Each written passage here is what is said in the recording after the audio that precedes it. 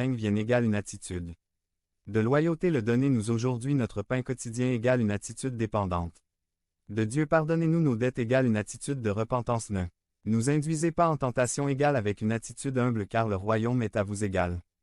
Une attitude de confiance et la puissance égale une attitude de triomphe et la gloire égale une attitude d'exaltation. Que nous enseigne la prière modèle sur le but de la prière. 1. Glorifier le nom de Dieu. 2.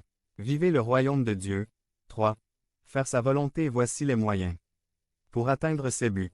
Donne-nous aujourd'hui notre pain quotidien égale provision. Pardonnez-nous nos dettes égale pardon.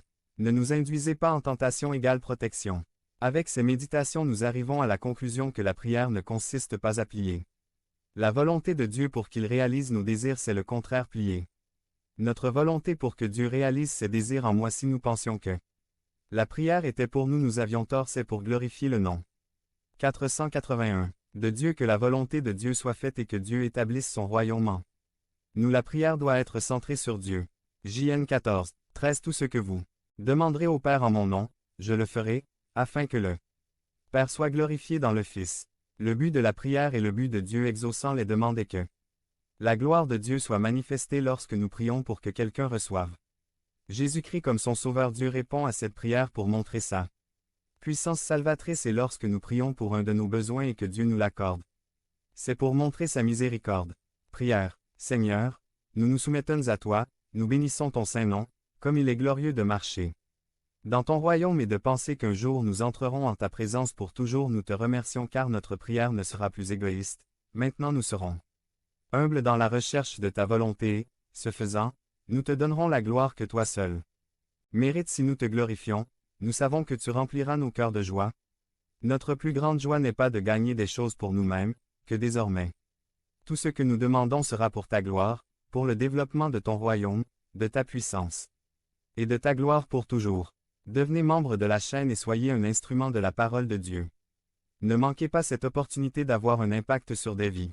Cliquez maintenant sur le lien dans la description et aidez-nous à diffuser la parole de Dieu. Vous n'aurez jamais soif. Par Josué Martinez. Résumé. Ce sermon exalte l'omniscience et les nobles desseins de Jésus-Christ. De même sa miséricorde et son pouvoir de choisir les plus indignes du monde pour sa gloire, et parle de la supériorité du Christ sur les autres dieux et systèmes religieux. Vous n'aurez jamais soif. JN 4, 1 à 15. Dans ce passage nous voyons 1. Jésus-Christ a toujours un but. 2. Jésus-Christ se rapporte aux indignes. 3. Jésus-Christ est supérieur. Jésus-Christ a toujours un but. Dans cette conversation, nous voyons très clairement que Jésus-Christ dit la parole de Dieu, que Dieu lui a donné le Saint-Esprit en plénitude, que le Père l'aime, qu'il lui a tout remis entre ses mains et qu'il gouverne tout ce qui arrive. Premièrement, surtout remarquons où se déroule cette conversation. Sychar, ville de Samarie. Pourquoi Jésus-Christ était-il là? JN 4, 1 à 4. Quand alors le Seigneur comprit que les pharisiens avaient entendu dire que Jésus avait fait et baptisé plus de disciples que Jean, bien que Jésus ne baptisait pas, mais ses disciples, il quitta la Judée et retourna en Galilée. Et il lui fallut passer par la Samarie. Il arriva donc dans une ville de Samarie appelée Sychar, à côté de l'héritage que Jacob avait donné à son fils Joseph. La renommée de Jésus-Christ commençait à lui créer des problèmes avec les scribes et les pharisiens. Aurait-il peur des pharisiens? Nous apprenons ceci. JN 10, 18. Personne ne me prend la vie, mais je la donne de moi-même. J'ai le pouvoir de le déposer et j'ai le pouvoir de le reprendre. Ce commandement, je l'ai reçu de mon Père. Alors pourquoi a-t-il fui? Parce que le temps n'était pas encore venu de mourir pour nos péchés. JN 7h30. Ils ont essayé de l'arrêter, mais personne ne lui imposa la main, parce que son heure n'était pas encore venue. JN 8, 20. Ces paroles, Jésus les prononçait dans le lieu des offrandes, enseignant dans le temple. Et personne ne l'a rattrapé, parce que son heure n'était pas encore venue. C'est pourquoi il s'est enfui en Galilée, parce que c'était lui qui contrôlait la situation, pas les pharisiens. Aussi, il avait quelque chose de très important à faire. Il avait un rendez-vous avec la Samaritaine. Notons la phrase. Il fallait. JN 4. 4. Il lui fallait passer par la Samarie. Non seulement parce que cela faisait partie de son voyage, mais parce que dans le plan divin était le salut de cette femme adultère en série et de tous ceux qui croyaient en Jésus. À travers elle, et il est arrivé au rendez-vous ni avant ni après les circonstances. Ne l'oblige pas à faire quoi que ce soit, au contraire, il contrôle les circonstances pour ses nobles desseins. Alors, Nous apprenons que lorsque le moment est venu, Jésus a eu un autre rendez-vous, son rendez-vous avec la croix pour expier nos péchés. Conclusion. Jésus-Christ a toujours un but et il le réalise à temps d'eux. Jésus-Christ se rapporte aux indignes. JN 4, 18. Tu as eu 5 maris, et celui que tu as maintenant n'est pas ton mari. Tout le monde évitait d'avoir des relations avec elle. Les femmes la détestaient parce qu'elle prenait son mari et les hommes la détestaient parce qu'elle n'avait pas de problème avec leur femme et elle n'était pas acceptée dans le temple, parce qu'elle était une pécheresse. Ce qu'ils voulaient, c'était appliquer la loi de Moïse, la lapider à mort. Et pourquoi ne l'ont-ils pas fait? Parce qu'ils étaient apostats, ils n'étaient plus gouvernés par les Écritures, ils étaient samaritains. Jésus-Christ savait tout cela et est venu pour la sauver. JN 4, 23. Mais l'heure vient, et elle est déjà venue, où les vrais adorateurs adoreront le Père en esprit et en vérité, parce que le Père cherche aussi de tels adorateurs pour l'adorer. En d'autres termes, Jésus-Christ disait à la femme, « Tu peux être une des vrais adorateurs et le Père te cherche ». C'est la version de Jean du Fils prodigue, seulement qu'elle est ici la fille prodigue. Elle avait le problème de se sentir indigne. 483. JN 4, 9. La Samaritaine lui dit, « Comment se fait-il que toi, qui es juif, tu me demandes à boire, puisque je suis une Samaritaine?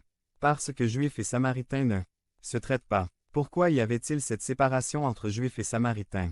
En 722 avant Jésus-Christ, les Assyriens envahirent la Samarie, tuèrent ses dirigeants, les Samaritains se mêlèrent aux Assyriens et perdirent leur pureté en tant que nation, et le plus grave c'est qu'il y avait aussi un syncrétisme religieux à tel point qu'ils construisirent un temple rival à celui de Jérusalem au mont Gérizim, avec un autre système sacerdotal considéré comme des apostats, des hérétiques. C'était la 6e heure. Midi, c'était l'heure du rendez-vous. Jésus-Christ a envoyé ses disciples acheter de la nourriture dans la ville de Sychar. Il les a tous envoyés acheter de la nourriture aux impurs et il voulait rester seul avec son rendez-vous. Et il s'assit au bord du puits. Le contact était inévitable et il lui demanda de l'eau de sa cruche, sachant qu'elle était une femme, une Samaritaine impure, hérétique et de très mauvaise réputation. Jésus-Christ lui dit que le Père la cherche pour faire d'elle une véritable adoratrice en esprit et véritablement. JN 3,17. Car Dieu n'a pas envoyé son Fils dans le monde pour condamner le monde, mais afin que le monde soit sauvé par lui. Il a brisé le tabou des siècles. Il a parlé avec une femme samaritaine adultère, hérétique. Le seul verre disponible était le sien. Qu'est-ce que Jésus-Christ a enseigné à ses disciples? Nous, ne pas être fiers, racistes, discriminants, colériques, critiques, cupides, mondains, craintifs, et surtout Jésus-Christ cherche une relation personnelle avec nous même si nous ne la méritons pas. Parce que Jésus-Christ concerne les indignes pour les sauver. EPH 2. 12 à 14. Vous étiez sans Christ, étrangers à la citoyenneté d'Israël et étrangers aux alliances de la promesse, sans espérance et sans Dieu dans le monde. Mais maintenant, en Jésus-Christ, vous qui étiez autrefois loin, vous êtes devenus proches par le sang du Christ. Parce qu'il est notre paix, celui qui a uni les deux peuples, brisant le mur intermédiaire de séparation.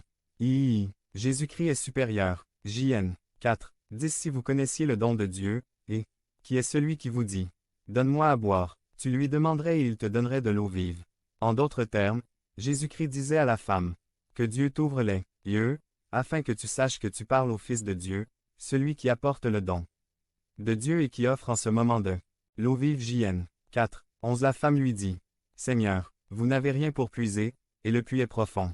Où donc avez-vous l'eau vive? » C'est une image d'aveuglement spirituel de ne pas reconnaître Jésus-Christ, même s'il est avec nous, même s'il nous parle. Les théologiens appellent cette situation incapacité humaine totale. JN